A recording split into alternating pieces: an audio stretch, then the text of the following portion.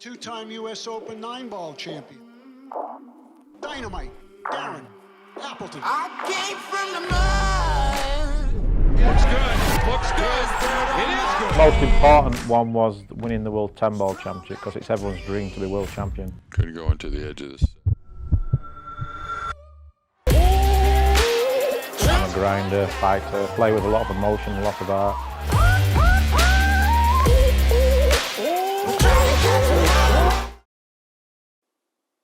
Hello everyone, pool fans, welcome back, or maybe I should say welcome back myself. It's been a crazy ride. This is my first video for my YouTube channel since my cardiac arrest. Quite a few of you probably don't even know, because you're probably not on Facebook or Instagram or whatever, and quite a lot of you will know what happened to me. I have posted one video since the cardiac arrest, but it was pre-recorded prior to my heart attack. So it's been about 5 months now. Been unbelievable, really. Anyway, I'm back. I'm planning to do more videos. I'm going to take baby steps at first, so don't expect too much from me. But yeah, I'm back. I'm going to go into what happened to me, so that you all know, get it out the way, and then we can move on. Right, so let's go into it. So it was the 19th of December when it happened, probably around 9 p.m. It was a normal day, really. I had a therapy session at 1 p.m. with my therapist at the time. And then Kinga Rauch, my manager, she come, because I've started my own business, Dynamite Baits, so we were putting shelves up. So just a normal day, really. I didn't think that particular day anything I felt different or anything. I have no memory of this. I'm just going by what she's told me and the text message and everything else. So yeah, I had no inkling of that something bad could happen. But what I will say is that about a good few months leading up to it, I did feel like something bad was going to happen, whether it was going to happen to me or someone close to me. But I did say it to a few people that I feel like something bad's going to happen, something big. And obviously something big did happen. And I was suffering from mild depression and anxiety. That's what I was diagnosed with from my therapist. So my mood was a little bit lower, a little bit more down than usual, let's say leading up to the heart attack. Probably like a couple of months leading up to it. So yeah, I mean, stress, worry, all that stuff can be related to this. But probably the main cause is me smoking. I was quite an heavy smoker. And it can be diet also, and my diet was like sometimes good, sometimes bad, probably just normal, like a normal person, really. So yeah, 19th of December. So yeah, it just come out of nowhere. I think I'll just go by what I've been told, and I complained of my chest getting a bit tight, so I sort of sat down on the sofa there, just trying to get my breath. I went outside. Just to get some fresh air, thinking I'd be okay, and then I've come back inside, and I think that's when I told Kinga, I says, I think it's not good, I probably need to go to I might be having an heart attack. I think at first she thought I was joking. I says, no, I think I need to go. So then obviously went outside, and as soon as I got into her car, I went unconscious, started having those spasms where you like start shaking and what have you. And that was it, I was completely gone. Yeah, so I was completely gone. I was very fortunate that my local hospital here, like it's only a smaller hospital, is only a couple of minutes away from my office space here. So, because they even said the people what I met later, they said like if I'd have been any later, I would have definitely not made it. And they still only give me like 5-10% chance of surviving this. So yeah. Kinga managed to get me to the hospital. She got out the car shouting and screaming to get help. So the doctors, nurses come out, dragged me out the car, got me on the car park floor. Obviously there's a few people there. She rang my brother and my dad. So like my brothers and my dad come to the hospital. So yeah, you can imagine the scene, really. And they was working on me for 45 minutes. And the only reason why they kept going is because of my age. And I didn't have any previous health issues, underlying health issues, so that's why they kept working on me. But they did look at each other after about 20 minutes, and they said that he's probably not going to make it. It's not looking good. But yeah, they kept working on me just because of my age, and I didn't have any previous health issues. So yeah, it took them about 45 minutes to get a pulse, and then the ambulance arrived, and then they took me to the main hospital in Leeds, which is about 10-15 miles away from where I lived. And even on the way to the hospital, my heart stopped a few more times. And then they got me to Leeds General Infirmary. Yeah, so once I got to Leeds General Infirmary, my main artery was completely blocked. So they put a stent in there. And then I think for the next 3 or 4 days, it was just touch and go. And I think they basically said to my brother, I said, look, if you're a praying man, then pray really hard, because his chances of surviving this are very, very slim. And then also there was very concerned about me having permanent brain damage because I was gone for so long. So that was probably one of their main concerns. So even though I'd like to survive this, I was nowhere near out the woods. And I think about 3 or 4 days after, my heart stopped again about 4 times in one day. And my brother and my father was right at the side of me when it happened, so I can imagine that was a traumatic experience for them. And it was around Christmas Day, I think, when I finally come round. So it was about a week after, and I'm starting to get aggravated. Apparently, I started trying to bite the tubes out of my mouth and all this stuff. Yeah, just very uncomfortable. That's how I felt. Obviously, I have no memory of this. I'm just going by what my family said to me. And yeah, I think so. Yeah, they put a temporary pacemaker in, got my stent in there, and it was around January the 3rd when I finally come round and have any memory of, like, any idea what's happened to me. Yeah, so at first I just remember being so emotional. It just all like surreal. Just obviously I'm full of loads of medications, and I was so weak, it was unbelievable. I'd lost about 30 pounds in weight. Probably put about 15 pound on since then, like 5 months later. But yeah, I just remember being just so weak. Like, I looked at my arms, it was just all bone. And I looked at my legs. I couldn't believe what I was seeing. And I looked in the mirror. I thought, wow. So yeah, it's just really surreal experience. I had to believe it's happened, and then to survive it is just a miracle, really. And so yeah, it took me a couple of days to really get my head around it.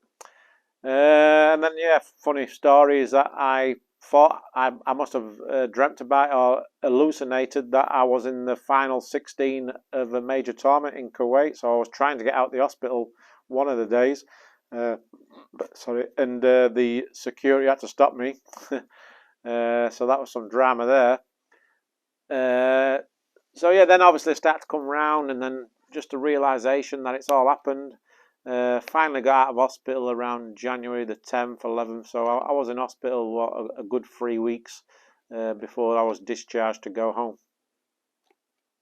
So once I got home, so happy to see my dogs and all that. It's unbelievable. And then the day after I got home, I actually thought I was okay to walk around a little bit. So I did start walking around the hospital. So I'm thinking, I want to take the dogs out, and then I collapsed while I was taking the dogs out. So that was a bit of a scare, and that's happened a couple of times actually since I've been out of hospital. I've like just fainted or collapsed, just probably low blood pressure, all that stuff.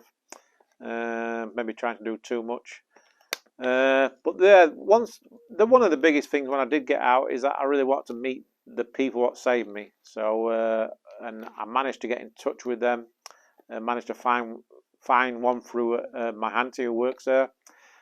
So yeah, managed to contact one of the nurses what saved me, and I arranged a meeting to go to the hospital here in Pontefract to meet them, and that was like a surreal experience. It was hard to know what to do, whether to hug them, to cry, thank them obviously, but we had a good conversation. They was very thankful that I come to see them, because they don't get to know the result unless like someone tells them, which is very rare.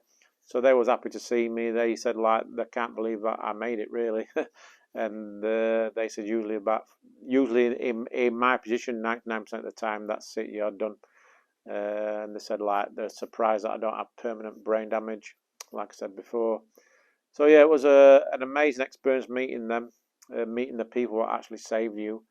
It's hard to explain, and yeah, something I'll never forget really. I feel like I should be in touch with them all the time, but obviously to them it's just their job. They don't get the credit they deserve, the NHS or any doctors, nurses, paramedics. It's just amazing what they do really, and they don't get paid enough and they don't get enough credit.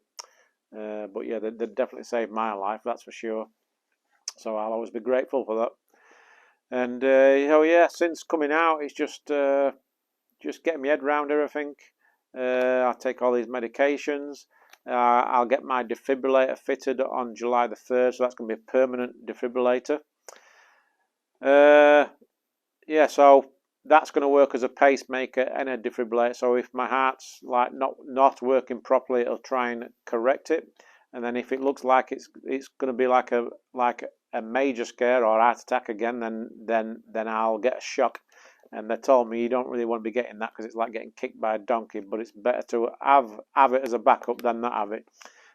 So yeah, so that's going to be permanent for the rest of my life. But yeah, it's something what could save me in the future if anything was to happen like this again. So yeah, it's just been baby steps, and that's all I can do really.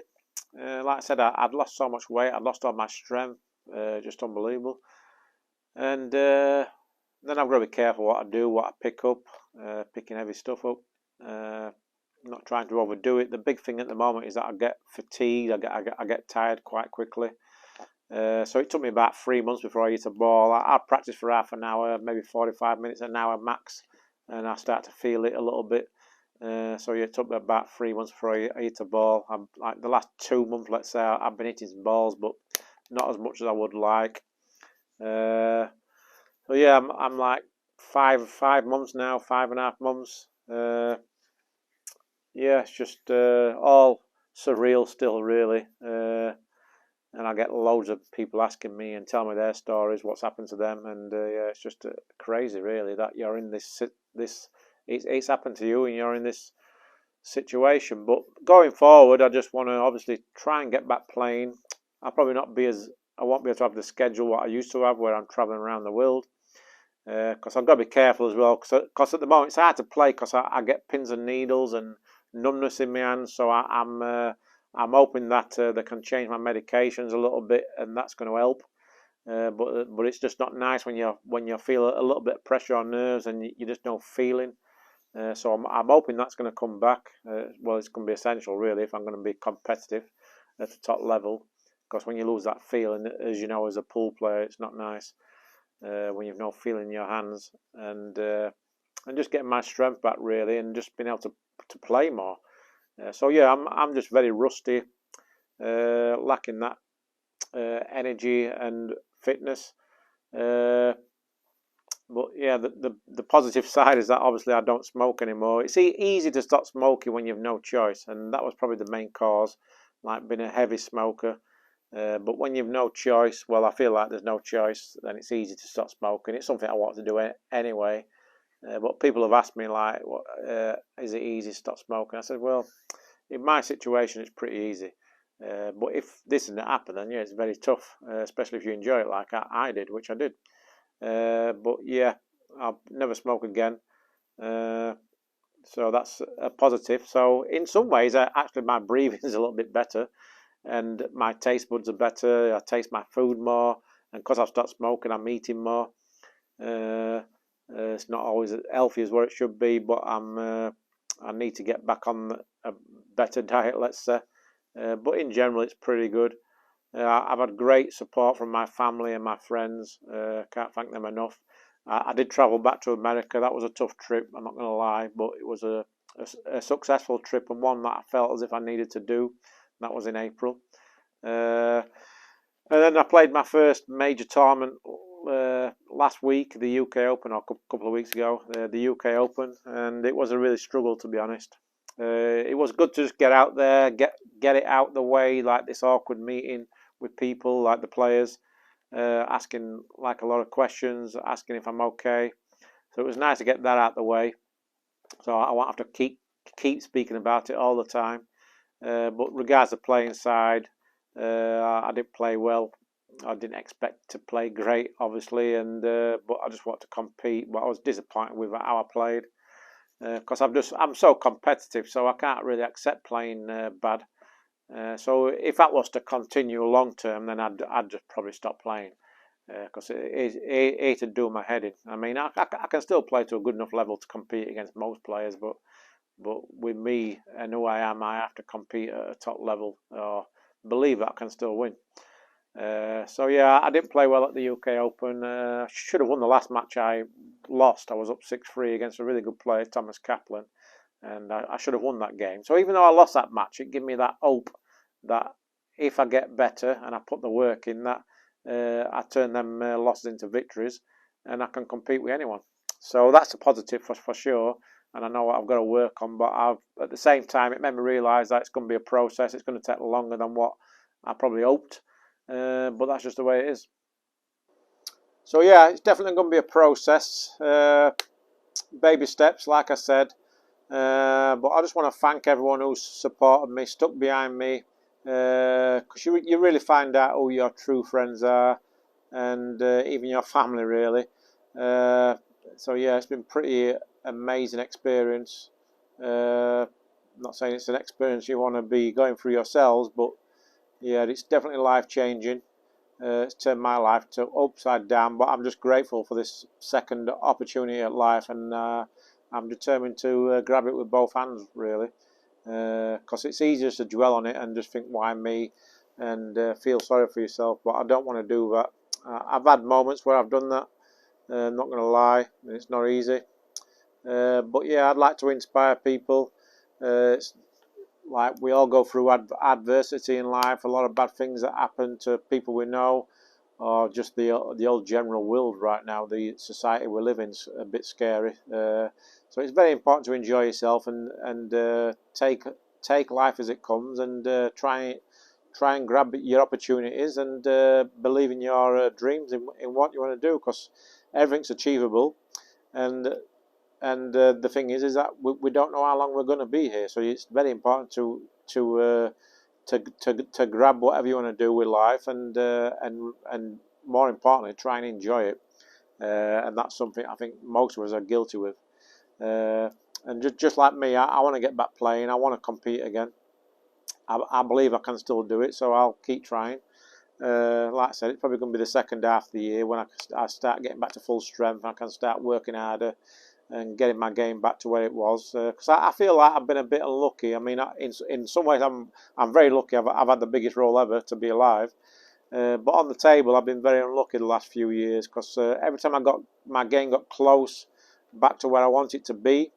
For example, I got banned last year for a few months. So that missed a few big tournaments. This year I was getting really close again, and then obviously I had this heart attack, and it more or less put me on the sidelines for 6 months. But yeah, I mean, my ranking's still okay, really, considering all that. But in general, yeah, it's really held me back, and not only just prior to me getting banned. I mean, previous to that, with the passing of my mother and a few close friends. And a few personal problems as well. But at the end of the day, I'm still here. I can still do something about it. I still believe that I can do a lot of good things. And yeah, and I just want to thank you all for the support. I'll try and do as many videos as I can. Yeah, and if you can support the page, that's great. If you can support my my business, dynamitebilliards.com. We've got everything on there you need, really, from cues, accessories, clothing. So yeah, it'd be really good if you can support the page and support my business also, dynamitebilliards.com. So just giving us a nice plug there. Go check us out. And yeah, I'll keep continuing doing the videos. I hope you enjoy them. I hope you can get something out of them and it improves your game. And yeah, thanks for tuning in. Thanks for listening. I know I've rabbited on long enough, and I apologise for that. But yeah, let's put this to bed now and start moving forward, and I'll see you all soon.